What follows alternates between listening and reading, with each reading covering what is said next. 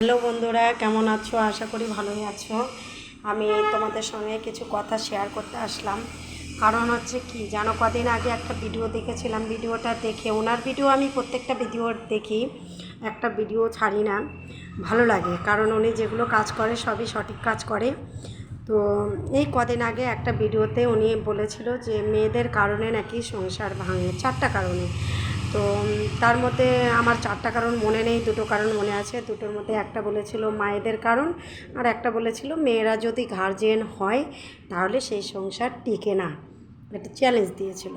তো আমি তাই বলছি যে দিদিভাই, তুমি বলেছো, ঠিকই বলেছো, মেয়েদের কারণে ভাঙে। কারণ সব মেয়ে তো আর সমান নয়। সব মেয়েকে এক পাল্লায় ওজন করলে তো আর হয় না। তো পাল্লাটা অনেক সময় উঁচু নিচু থাকে।